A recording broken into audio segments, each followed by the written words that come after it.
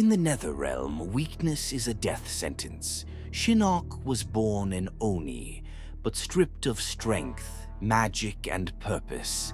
Cast aside, hunted, and forgotten, he survived only by fleeing from monsters greater than himself. When death finally caught him at the edge of a lava river, Shinnok wept not for his life, but for the cruelty of his existence.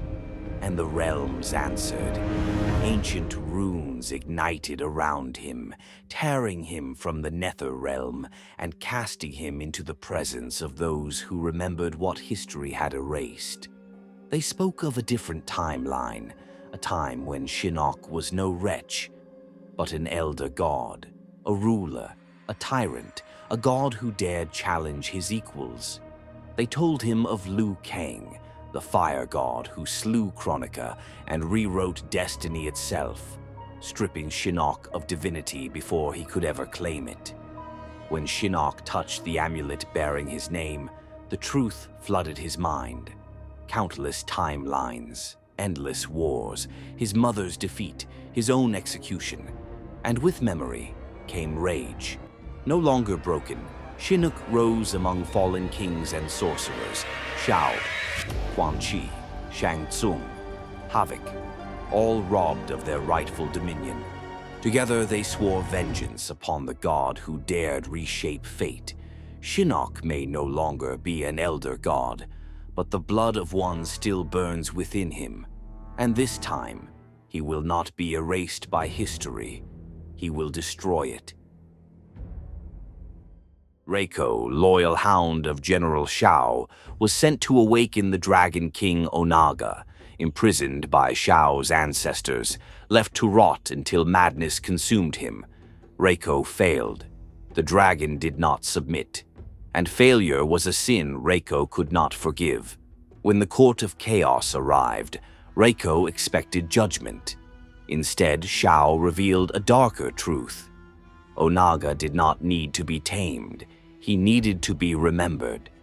Shinnok's amulet burned with stolen timelines, forcing forbidden visions into the Dragon King's shattered mind.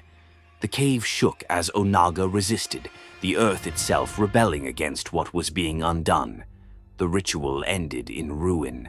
The cave collapsed. Chaos devoured all. Yet from the rubble, Onaga rose. His chains lay broken, but the madness was gone. For the first time in centuries, the Dragon King spoke not in rage, but in clarity. Shang Tsung smiled. Onaga was no weapon. He was a reckoning. And in waking the Dragon King, they had ensured that Outworld's future would no longer belong to Titans, but to gods who remembered every timeline they had ever ruled. Kitana and Tanya watched in silence as Melina endured yet another treatment in a futile attempt to cure her Tarkart. With each injection, the disease demanded more than her body could give. Scarlet pleaded with her empress to allow the study of Shang Tsung's confiscated research, insisting it may hold the key to a cure. Melina refused.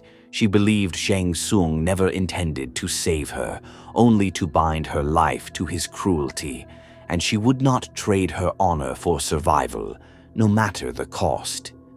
Ermac and Li Mei burst into the chamber with dire news. General Shao had begun his assault on the Sun Do, his army swollen by forces no scout had detected. Before answers could be given, the palace shook. A thunderous explosion tore through the city beyond its walls. Fire and smoke rose into the sky as metal projectiles screamed overhead. Shao had brought Earthrealm weapons to Outworld. Kitana rode out to meet the invasion, joining Baraka and his Tarkatan warriors on the battlefield. Though ravaged by disease, they fought with ferocity born of exile, standing beside an empress who had shown them mercy when others had turned them away. Across the field, Reiko led Xiao's charge, Edenian rebels, Shokan brutes, and centaur legions crashing forward as one. Steel met steel. Reiko mounted Motaro, driving straight toward Kitana, his spear poised to end the battle in a single strike. But before he could reach her, Baraka intercepted them, dragging the centaur down and forcing Reiko into the dust. The two warriors faced one another amid the chaos. Reiko mocked Baraka with visions of other timelines, of a world where Tarkatans were feared conquerors instead of dying exiles, where Baraka stood alone and unburdened by loss. Baraka did not waver. His loyalty was not to power, but to the family he had already lost. In the end, devotion was not enough. Reiko's skill proved greater, and Baraka fell upon the battlefield, his stand remembered, his cause unfinished. Kitana saw Baraka fall. Grief gave way to fury as she charged Reiko, their clash cutting through the battlefield like a storm. Spears and steel rang as the two fought without restraint. But Reiko's strength could not match Kitana's precision, leaving him broken in the dirt. Still, Reiko refused to yield, lashing out in defiance, his strikes slow and desperate. Kitana turned aside every feeble attempt with effortless control. With a final, merciless strike, she ended him. From his vantage, Xiao watched his lieutenant fall. His answer was not retreat, but annihilation. He commanded Shinnok to open the portal. The sky tore open as Oni poured forth from the Netherrealm, followed by the Dragon King himself. Onaga descended in flames, scorching friend and foe alike. The battlefield burned, and for the first time, Kitana knew the war was lost. Within the palace, shadows moved with purpose. Noob Saibot emerged and vanished, cutting down guards and Umgadi without sound, clearing a path for Shang Tsung, Quan Chi, and a cloaked figure that followed in silence. They reached the Empress's chambers before a defense could be formed.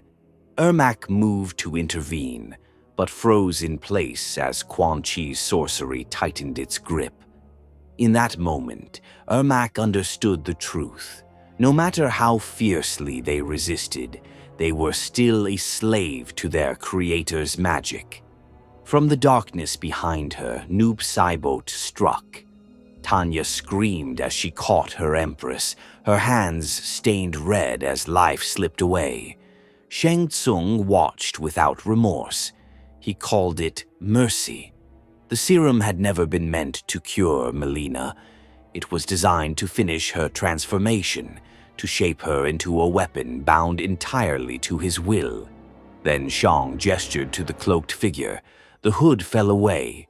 It was Melina, reborn, a perfect clone, fully claimed by Tarkat. Her eyes held no love. Her fangs knew no restraint. Before Tanya could raise her weapon, the creature lunged. When it was over, Tanya lay beside the body of the woman she loved, silenced forever beneath the gaze of her own reflection. Kitana forced herself to her feet as Onaga's flames consumed Sundo, the city burning beneath the Dragon King's wrath. She moved to face him, ready to die if she must, but was seized from behind. It was Sizoth. He pleaded with her to flee, to survive, to carry out world's future beyond the ashes. Kitana resisted. She would not abandon her people. She would not abandon her sister. But as she looked upon the ruin before her, she understood the truth. The battle was lost, and Melina was gone. Xiao claimed the ancient title of conquerors past, casting aside the name of generals and kings. From that day forward, he would be known as Shao Kahn. One final act remained to draw out the one being who could challenge them. The plan was simple. They would attack the fire god's home, and in doing so, Bring Titan Liu Kang to war. Fujin and his champions stood against the Court of Chaos. He demanded to know their intentions, but Shang Tsung boasted openly. They no longer sought to serve destiny, they intended to overwrite it. The two sides engaged in combat. Empowered by Shinnok's amulet, the court proved far too powerful for Earthrealm's champions. To Kitana's horror, she came face to face with a twisted clone of her sister, Mileena. Though heartbroken, she did not hesitate, striking the abomination down without mercy. Kenshi battled Havoc relentlessly, severing limb after limb as the cleric regenerated faster than he could be cut down. Just as Kenshi prepared to deliver the final blow, Ermac appeared. The souls bound within Sento were torn free, and in the moment of distraction, Havoc struck. Ermac then absorbed Kenshi's soul as well. Hanzo rushed to his ally's aid, but Ermac seized him with telepathy. In an instant, Hanzo's soul was stolen, joining the others within Ermac's collective. Fujin witnessed it all as he continued his battle with Shang Tsung. Realizing the court's true plan, Fujin made a desperate choice. He unleashed the full extent of his power, summoning a massive storm.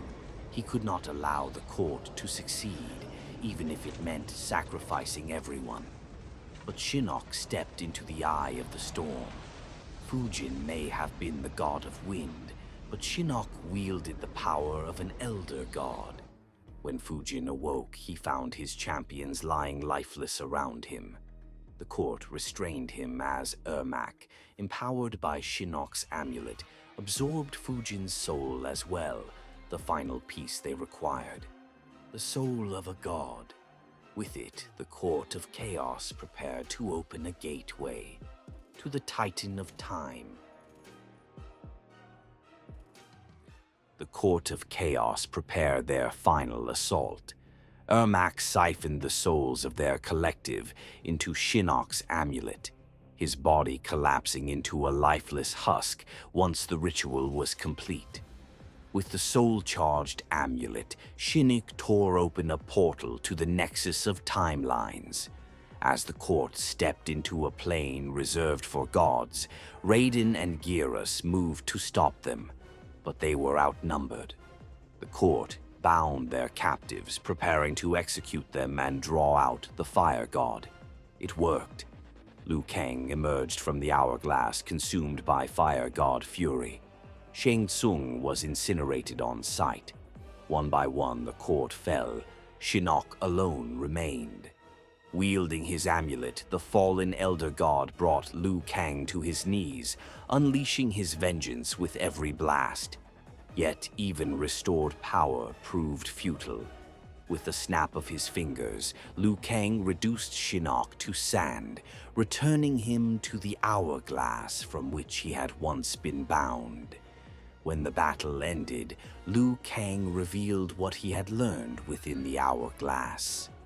To save time itself, the hourglass must be destroyed.